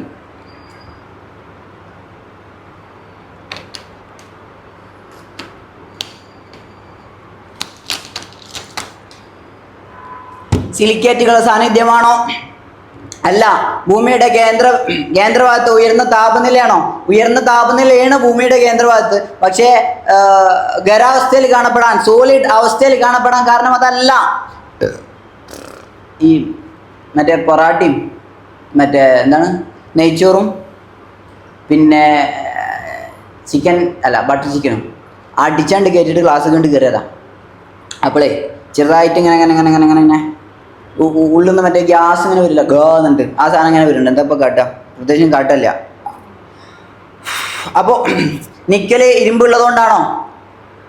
നിക്കലല്ല നിക്കൽ. ഞാനിവിടെ നിൽക്കുകയാണ്. ആ നിക്കലല്ല, നിക്കൽ ഇരുമ്പ് ഉള്ളതുകൊണ്ടാണോ? നിഫ ഉള്ളതുകൊണ്ടാണോ? അല്ല. പിന്നെന്താ? ഭൂകേന്ദ്രത്തിലേക്ക് ചെലുത്തുന്ന ഉന്നതമായ ഉയർന്ന മർദ്ദം കാരണമാണ് അകക്കാമ്പ് ഖരാവസ്ഥയിൽ കാണപ്പെടാൻ കാരണം. ഹൈ പ്രഷർ കൊടുക്കുന്നോണ്ടാ. നമ്മളെ ഹൈ പ്രഷർ കൊടുത്താൽ എന്താ അങ്ങനെ ഖരാവുന്നതല്ലേ? നിങ്ങൾ അടിച്ച് കയറ്റിയിട്ട് ഒരു ചുമരമാണ്ട് ചാമ്പിയാൽ സ്റ്റിക്കർ അയാൾ നിൽക്കൂലേ? അതേമാതിരി ഭൂമിയിൽ ഭയങ്കര ഉയർന്ന മർദ്ദം കൊടുത്തിട്ട് അവിടെയുള്ള സാധനങ്ങളെ അത്ര പ്രഷറിൽ അങ്ങനെ നിൽക്കുമ്പോൾ സ്വാഭാവികമായിട്ട് അതിങ്ങൾക്ക് ഒന്നും കണ്ട് നീങ്ങാനോ ഇറങ്ങാനോ പറ്റൂല. എങ്ങനെ തന്നെ നിൽക്കേണ്ടി വരും? സോളിഡ് മാതിരി, കല്ല് മാതിരി ഇങ്ങനെ ഉറച്ച് നിൽക്കേണ്ടി വരും. അപ്പോൾ അങ്ങനെ ഉറച്ചു നിൽക്കും. എന്ത് കാരണം? ഉയർന്ന മർദ്ദം കാരണം. ഉയർന്ന മർദ്ദം, ഹൈ പ്രഷർ. അപ്പോൾ ഹൈ പ്രഷർ കൊടുക്കുമ്പോഴാണ് ഭൂകേന്ദ്രം എന്തായി കാണപ്പെടുന്നത്? ഇങ്ങനെ ഉണ്ടമാതിരി അല്ല, സോളിഡ് മാതിരി കാണപ്പെടുന്നത്. Okay, option D is answer. Then അടുത്ത ചോദ്യം, മേഘങ്ങൾ രൂപം കൊള്ളാൻ കാരണമെന്ത്? മേഘങ്ങൾ രൂപം കൊള്ളാൻ കാരണം എന്നുള്ളത് നമ്മൾ 5ാം ക്ലാസ് മുതൽ കേട്ട് പിന്നെയും കേട്ട് പഠിക്കുന്ന സാധനമാണ്. എന്താണ്? അന്തരീക്ഷത്തിലെ ഉയർന്ന വിതാനങ്ങളിൽ നീരാവി വീണ്ടും ചൂടാകുന്നതാണോ? അന്തരീക്ഷത്തിലെ നേർത്ത പൊടിപടലങ്ങളെ ചുറ്റി നീരാവി ഘനീഭവിക്കുന്നതാണോ? അന്തരീക്ഷത്തിന്റെ ഉയർന്ന വിതാനങ്ങളിൽ നേരിട്ട് പതിയുന്ന സൂര്യപ്രകാശമാണോ കാരണം? അന്തരീക്ഷത്തിലെ ഉയർന്ന വിതാനങ്ങളിലെ പൊടിപടലങ്ങളുടെ അസാന്നിധ്യമാണോ? ഏതാണ് പ്രിയപ്പെട്ട മക്കളെ മേഘങ്ങൾ രൂപം കൊള്ളാൻ കാരണം? ബി അല്ലടാ. അന്തരീക്ഷത്തിലെ നേർത്ത പൊടിപടലങ്ങളെ ചുറ്റി നീരാവി ഘനീഭവിക്കുന്നതാണ് മേഘങ്ങൾ രൂപം കൊള്ളാൻ കാരണം. ഇതെന്താണെന്നുള്ളത് നമ്മൾ ചെറുപ്പ ക്ലാസ് മുതൽ ഇങ്ങനെ പഠിച്ച് വരുന്നതല്ലേ. പിന്നെയും പറയേണ്ട ആവശ്യമില്ലല്ലോ. ഇല്ല. അപ്പോൾ നമുക്ക് നേരെ അടുത്ത ചോദ്യത്തിലേക്ക് കടക്കാം. രാഷ്ട്രപതിയുടെ ഓഫീസ് ഒരു എമർജൻസി വിളക്ക് പോലെയാണ്. ദെൻ പ്രതിസന്ധികൾ ഉയരുമ്പോൾ വിളക്ക് തെളിയും. പ്രതിസന്ധി തീരുന്നതോടെ വിളക്ക് താനെ അണയുകയും ചെയ്യും. ആരുടെ വാക്കുകളാണിത്? ആരുടെ വാക്കുകളാ? ബി ആർ അംബേദ്കർ ആണോ? രാജേന്ദ്ര പ്രസാദ് ആണോ? കെ ജി ബാലകൃഷ്ണനാണോ? അതോ ഞാൻ ചോദിക്കട്ടെ, ഈ പറയപ്പെട്ടത് ആർ വെങ്കിട്ടരാമനാണോ? ആണ്, ആർ വെങ്കിട്ടരാമനാണ്. Option D is answer. അപ്പോൾ ആർ വെങ്കിട്ടരാമനാണ് രാഷ്ട്രപതിയുടെ ഓഫീസ് ഒരു എമർജൻസി വിളക്ക് പോലെയാണ് എന്ന് പറഞ്ഞത്. ഓക്കെ. ദെൻ അടുത്തതാണ് ഇപ്പോഴത്തെ ഇന്ത്യൻ രാഷ്ട്രപതി. അത് നിങ്ങളെ 5ാം ക്ലാസ്സിലുള്ള അനിയൻ്റെ അടുത്ത് ചോദിച്ചു കോം പറഞ്ഞു തരുന്നത്. ഇന്ത്യയുടെ ഇപ്പോഴത്തെ രാഷ്ട്രപതി ആരാ? തടി കൂടുന്നില്ലേ ജിമ്മിനോ? ഇന്ത്യയുടെ ഇപ്പോഴത്തെ രാഷ്ട്രപതി ആരാടാ ഇന്ത്യയുടെ രാഷ്ട്രപതി? നരേന്ദ്രമോദിയാണോ? രാംനാഥ് കോവിന്ദാണോ? ദ്രൗപദി മുർമു ആണോ? പ്രതിഭ പാട്ടീലാണോ? നരേന്ദ്രമോദിക്ക് ഓപ്ഷനിൽ കൊടുക്കാനുള്ള ചോദ്യകർത്താവിൻ്റെ മനസ്ഥിതി എന്താ ചെയ്യുക? അപ്പോൾ ദ്രൗപദി മുർമു ആണ് ഇന്ത്യയുടെ ഇപ്പോഴത്തെ രാഷ്ട്രപതി. അല്ല, അവരങ്ങനെ കൊടുത്തിട്ടുണ്ടെന്നുണ്ടെങ്കിൽ എന്തായാലും ആൻസർ ചെയ്യാൻ സാധ്യത ഉണ്ട് എന്നുള്ളതുകൊണ്ടല്ല അങ്ങനെ കൊടുക്കുന്നത്. അപ്പോൾ ഇപ്പോഴത്തെ ഇന്ത്യയുടെ രാഷ്ട്രപതി എന്നറിയപ്പെടുന്നത് ശ്രീമതി ദ്രൗപദി മുർമു ആണ്. അടുത്തത് ബില്ലുകൾ പുനഃപരിശോധന നടത്തുന്നതിന് പാർലമെന്റിന് തിരിച്ചയക്കാൻ രാഷ്ട്രപതിക്കുള്ള അധികാരം. ഇത് നിങ്ങൾക്ക് പഠിക്കാനില്ല തോന്നുന്നു. ഇത് നിങ്ങൾക്ക് പഠിക്കാനില്ല, അപ്പോൾ പഠിക്കണ്ട. എന്തായാലും ഇതിൻ്റെ ആൻസർ പറഞ്ഞാൽ വിറ്റോ ആണ്. അതായത് ഒരു സാധനം രാഷ്ട്രപതിക്ക് വന്നു കഴിഞ്ഞാൽ, പാർലമെന്റ് പാസ്സാക്കി രാഷ്ട്രപതിൻ്റെ അടുത്ത് വന്നു കഴിഞ്ഞാൽ തിരിച്ചയക്കണേ മോനെ വിട്ടോ എന്ന് പറഞ്ഞ് തിരിച്ചയക്കണ സാധനത്തിൻ്റെ പേരാണ് വിറ്റോ.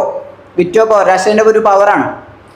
അടുത്തത് എക്സിക്യൂട്ടീവിൻ്റെ ഉത്തരവാദിത്വം ഉറപ്പാക്കുന്നതിന് പാർലമെന്റിനെ സഹായിക്കുന്ന ഏറ്റവും ശക്തമായ ആയുധം ഏത്? എക്സിക്യൂട്ടീവിൻ്റെ ഉത്തരവാദിത്വം ഉറപ്പാക്കുന്നതിന് പാർലമെന്റിനെ സഹായിക്കുന്ന ഏറ്റവും ശക്തമായ ആയുധത്തിൻ്റെ പേരാണ് നോൺ കോൺഫിഡൻഷ്യൽ മോഷൻ, അവിശ്വാസ പ്രമേയം. ദെൻ അടുത്തതാണ് ഇന്ത്യൻ നീതിന്യായ സംവിധാനത്തിലെ പരമോന്നത കോടതി. ഇന്ത്യയിലെ പരമോന്നത കോടതി, ഇന്ത്യയിലെ ഏറ്റവും കോടതികളുടെ കോടതി ആയിട്ട് സ്ഥിതി ചെയ്യുന്നത് ആരാണ് പ്രിയപ്പെട്ട മക്കളെ? ജില്ലാ കോടതിയാണോ? കീഴ്ക്കോടതിയാണോ? ഹൈക്കോടതിയാണോ? ഞാൻ ചോദിക്കട്ടെ, സുപ്രീം കോടതിയാണോ? സുപ്രീം കോടതിയാണോ? സുപ്രീം കോടതിയാണ്. സുപ്രീം കോടതി ആണോ? അത് സുപ്രീം കോടതി ആണെന്നല്ല, സുപ്രീം കോടതിയാണ് എന്ത് നീതിന്യായ സംവിധാനത്തിലെ പരമോന്നത കോടതിയായി നിലനിൽക്കുന്നത്. അടുത്തതാണ് എൻ്റെ പ്രിയപ്പെട്ട മക്കളെ, പാർലമെന്റിലെ ദൈനംദിന നടപടികൾ ആരംഭിക്കുന്നത്. നമ്മൾ നേരത്തെ പറഞ്ഞു എന്താണ്? ചോദ്യം ചോദിക്കുക തന്നെ ചെയ്യും, ഉത്തരം തന്നേ പറ്റൂ. ക്വസ്റ്റ്യൻ അവർ. ഓക്കെ. സുപ്രീം കോടതിയിലെയും ഹൈക്കോടതിയിലെയും ജഡ്ജിമാരെ നീക്കം ചെയ്യുന്ന പ്രക്രിയ. സുപ്രീം കോടതിയിലെയും ഹൈക്കോടതിയിലെയും ജഡ്ജിമാരെ നീക്കം ചെയ്യുന്ന പ്രക്രിയക്ക് പറയപ്പെടുന്ന പേരാണ് എൻ്റെ പ്രിയപ്പെട്ട മക്കളെ ഇംപീച്ച്മെന്റ്. മറ്റേ പാർലമെന്റ് എടുത്ത് ഒരൊറ്റ ചവിട്ടിടും, പുറത്തുനിന്ന്. അങ്ങനെ പറയപ്പെടാൻ ഉള്ളൊരു പ്രക്രിയയുണ്ട്. ആ പ്രക്രിയേൻ്റെ പേരാണ് ഇംപീച്ച്മെന്റ്. അത്രേ ഉള്ളൂ. അതായത് ഹൈക്കോടതിയിലെയും സുപ്രീം കോടതിയിലെയും ജഡ്ജിമാർ എന്തെങ്കിലും വള്ളി ഒപ്പിച്ച് വന്നു നിൽക്കാം. അങ്ങനത്തെ വള്ളി ഒപ്പിച്ചാൽ പാർലമെന്റ് അതിനെതിരെ എന്ത് പാസ്സാക്കും? ഒരു പ്രമേയം പാസ്സാക്കും. ആ പ്രമേയം പാസ്സായി അയാൾ കുറ്റക്കാരനാണ് അല്ലെങ്കിൽ വള്ളി മൂപ്പര് പിടിച്ചിട്ടുണ്ട് എന്ന് കണ്ടെത്തി കഴിഞ്ഞാൽ എന്ത് ചെയ്യും? മൂപ്പരെ പിടിച്ച് ചവിട്ടിയാണ് പുറത്താക്കും, സ്ഥാനത്ത് നിന്ന് ഒഴിവാക്കും. അതിന് പറഞ്ഞ പേരാണ് ഇംപീച്ച്മെന്റ്. അടുത്തതാണ് ഇന്ത്യയിൽ കൂറുമാറ്റം വിലക്കപ്പെട്ട ഭരണഘടനാ ഭേദഗതി. ഭേദഗതി 52 അതായത് ഇന്ത്യയിൽ കൂറുമാറ്റം വിലക്കപ്പെട്ട ഭരണഘടനാ ഭേദഗതിയുടെ പേരാണ് ആർട്ടിക്കിൾ ഭരണഘടനാ ഭേദഗതി 52. അടുത്തത് ഇന്ത്യൻ പാർലമെന്റിലെ ഉപരിമണ്ഡലം, upper house of Indian constitution ഏതാ? രാജ്യസഭയാണ് ഇന്ത്യൻ പാർലമെന്റിലെ ഉപരിമണ്ഡലമായിട്ട് വർക്ക് ചെയ്യുന്നത്, അപ്പർ ഹൗസ് ആയിട്ട് വർക്ക് ചെയ്യുന്നത്. ഇതൊക്കെ എല്ലാവർക്കും അറിയില്ലല്ലോ. മേലെ രാജ്യസഭ, താഴെ ലോക്സഭ. അടിയിലെ ലോക്സഭ, മേലെ രാജ്യസഭ. ഇങ്ങനെ ജസ്റ്റ് ആലോചിക്കാം. നമ്മളെ സംബന്ധിച്ച് ലോകത്തിനൊക്കെയും മേലെയുള്ളൊരു സാധനമല്ലേ രാജ്യം. അതായത് നമ്മൾ ഈ മനസ്സിലെ സ്ഥാനം എന്നൊക്കെ പറയില്ലേ, ലോകം മുഴുവൻ നമ്മൾ അംഗീകരിക്കുന്നതൊക്കെയും നമ്മളെ രാജ്യത്തെ നമ്മൾ അത്രത്തോളം ഭയങ്കരമായിട്ട് ഉയർന്ന സ്ഥാനം കൊടുത്തിട്ട് അംഗീകരിക്കണ്ടല്ലോ. ഇന്ത്യ എന്ന രാജ്യത്തിന് വേണ്ടിയിട്ട് നമ്മൾ എത്രത്തോളം പൊരുതാൻ പറ്റുമോ അത്രത്തോളം നമ്മൾ വർക്ക് ചെയ്ത് പൊരുതല്ലോ. അപ്പോൾ രാജ്യത്തിനാണ് നമ്മൾ ഉയർന്ന സ്ഥാനം കൊടുക്കുന്നത് അല്ലേ? ആണ്. അപ്പോൾ രാജ്യസഭ ഉയർന്ന നിലയിലുള്ള ഉയർന്ന രീതിയിൽ വരുന്ന സാധനമാണ് എന്ത്? രാജ്യസഭ. അപ്പോൾ മേലെ വരുന്നത് രാജ്യസഭ, അടിയിൽ വരുന്നത് ലോക്സഭ. അടിയിൽ ലോകം, മേലെ രാജ്യം. അടിയിൽ ലോകം, മേലെ രാജ്യം. അടിയിൽ ലോകം, മേലെ രാജ്യം. മേലെ രാജ്യം, അടിയിൽ ലോകം. അടുത്തത്, കേരളത്തിൽ നിന്നുമുള്ള ലോക്സഭാ അംഗങ്ങൾ എത്ര? കേരളത്തിൽ നിന്നുള്ള ലോക്സഭാ അംഗങ്ങൾ 20 നമ്മളെന്തോ ഒരു 9 പാടെ ഇതിൻ്റെ കൂടെ പഠിച്ചിരുന്നില്ലേ? എന്താണ് 9? കേരളത്തിൽ നിന്നുള്ള രാജ്യസഭാ അംഗങ്ങൾ 9. രാജ്യസഭ 9 കേരളത്തിൽ നിന്ന്. ലോക്സഭ 20. അടുത്ത ചോദ്യം, രാജ്യസഭയുടെ എക്സ് ഒഫീഷ്യോ ചെയർമാൻ ആയിട്ട് വർക്ക് ചെയ്യുന്നത് ആര്?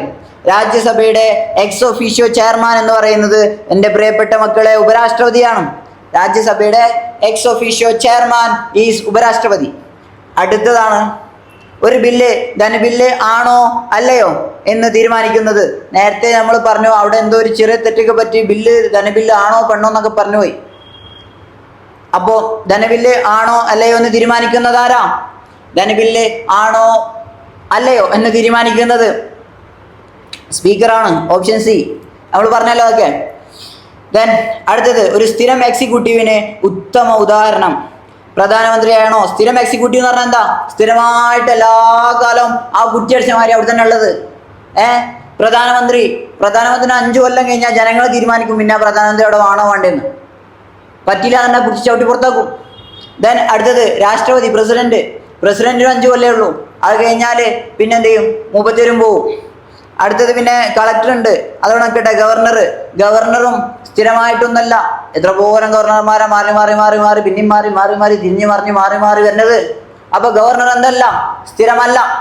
അടുത്തത് കളക്ടർ ഉണ്ട്. കളക്ടർ സ്ഥിരമാണ്. അതായത് കളക്ടർ ജോലി ആണ് എന്ത്? സ്ഥിരം എക്സിക്യൂട്ടീവ്. ഒരാളൊരു IAS ജോലിക്ക് കയറിയാൽ പിന്നെ ജീവിതകാലം പെൻഷൻ ആവുന്നത് വരെ മൂപ്പരെന്താ? IAS ആണ്. അപ്പോൾ കളക്ടറാണ് എന്ത്? സ്ഥിരം എക്സിക്യൂട്ടീവിന് ഉത്തമ ഉദാഹരണമായിട്ടുള്ളത്. ഓക്കെ. ദെൻ അടുത്ത ചോദ്യം, അടുത്ത ചോദ്യമില്ല, താങ്ക് യു.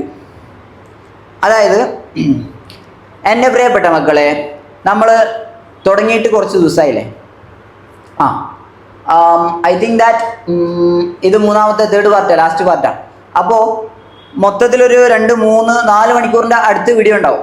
ഈ 4 മണിക്കൂർ കാണുന്നതോടെ കണ്ട് കഴിയുന്നതോടെ നിങ്ങളെ SS ഭൂരിഭാഗം ചോദ്യങ്ങളും നിങ്ങൾ എന്ത് ചെയ്തിട്ടുണ്ടാവും? പഠിച്ചിട്ടുണ്ടാവും. അടുത്ത ഈ വർഷത്തെ നിങ്ങൾ NMOS എക്സാമിന് പോകുമ്പോൾ ചോദ്യ പേപ്പറിൽ ഈ ചോദിച്ച കുറേ ചോദ്യങ്ങൾ നിങ്ങൾ കാണും. അത് ഉറപ്പാണ്. കാരണം അത്ര ഇമ്പോർട്ടൻ്റ് ആയിട്ടുള്ള സാധനങ്ങളാണ് നമ്മൾ ഡിസ്കസ് ചെയ്തത്. നിങ്ങൾ NMMSൻ്റെ പ്രീവിയസ് ഇയറാണ് നമ്മൾ ഡിസ്കസ് ചെയ്തത്. ഇനി നിങ്ങൾ ഫുള്ള് കണ്ടു കഴിഞ്ഞാൽ ചെയ്യേണ്ടത് എന്താണെന്നല്ലേ? ഫുള്ള് കണ്ടു കഴിഞ്ഞാൽ നിങ്ങൾ ആദ്യം ഒന്ന് മൊത്തത്തിൽ എന്ത് ചെയ്യാം? ഒന്ന് ആലോചിച്ചെടുക്കുക, ചോദ്യങ്ങളൊക്കെ ഇത് ഓർമ്മ ഉണ്ടോ ഇല്ലേ എന്നുള്ളതൊക്കെ. ദെൻ പിന്നെ ഇപ്പം എന്താ? പിന്നെ നിങ്ങൾക്ക് ബാക്കി പഠിക്കാനുള്ള പുതിയ പോർഷൻസ് ഉണ്ടല്ലോ, പുതിയ മാറിയ SCRT പ്രകാരമുള്ള ഭാഗങ്ങൾ, അതിരുന്ന് പഠിക്കാം. ഇപ്പോൾ പഴയ ഭാഗത്തു നിന്നുള്ള ഇമ്പോർട്ടൻ്റ് ആയിട്ടുള്ള 90% സാധനങ്ങൾ നമ്മൾ ഡിസ്കസ് ചെയ്തു പോയി. NMOSന് ചോദിച്ച മുഴുവൻ ചോദ്യങ്ങളും ഡിസ്കസ് ചെയ്തു. പിന്നെ ഇനി ചെയ്യേണ്ടത് പുതിയ ഭാഗം കൃത്യമായിട്ട് പഠിക്കാം. പിന്നെ ഇത് NMOS കിട്ടുമ്പോൾ നിങ്ങളെ കൂടെ കിട്ടണമെന്ന് നിങ്ങൾ ആഗ്രഹിക്കുന്ന ആ ഒരു ഫ്രണ്ടില്ലേ, മൂപ്പർക്കും കൂടെ അയച്ചു കൊടുക്കാം. നിങ്ങളെ ഫ്രണ്ട്സ് സർക്കിളിൻ്റെ ഗ്രൂപ്പില്ലേ, NMOSൻ്റെ സ്റ്റഡി ഗ്രൂപ്പില്ലേ, അതിൽ ഈ വീഡിയോ ഷെയർ ചെയ്യാം. അവർക്കും കിട്ടട്ടെ. നിങ്ങൾക്ക് മാത്രം കിട്ടിയാൽ മതിയല്ലോ. ഒരു 48,000 അല്ലേ? 48,000 നിങ്ങൾക്ക് കിട്ടുന്നതിൻ്റെ കൂടെ ആർക്കും കൂടെ കിട്ടണം, നിങ്ങളെ ഫ്രണ്ട്സിനും കൂടെ കിട്ടണം. സെറ്റാക്കൂലേ? പവറാക്കൂലേ? ദെൻ നമുക്ക് എന്ത് ചെയ്യാം? അടുത്ത വീഡിയോയിൽ വേറൊരു സാധനമായിട്ട് മറ്റൊരു കണ്ടന്റ് ആയിട്ട് എന്ത് ചെയ്യാം? കാണാം. അപ്പോൾ ഇത്രയും നേരം സഹകരിച്ചതിന് നന്ദി, നമസ്കാരം, ജയ് ഹിന്ദ്. ദെൻ പിന്നെ ചെറിയൊരു കാര്യം പറയാനുള്ളത്, അപ്പോൾ ഈ വീഡിയോ കാണുന്ന അത്രയും കുട്ടികളെ അടുത്ത NMOSൻ്റെ റാങ്ക് ലിസ്റ്റ് വരുന്ന സമയത്ത് അതിൽ കാണുമല്ലോ. സെറ്റാണല്ലോ? ഓക്കെ ആണല്ലോ? പവർ ആണല്ലോ? ദെൻ നമുക്ക് എന്ത് ചെയ്യാം? അടുത്ത വീഡിയോയിൽ കാണാം. അപ്പോൾ സൈനിങ് ഔട്ട്.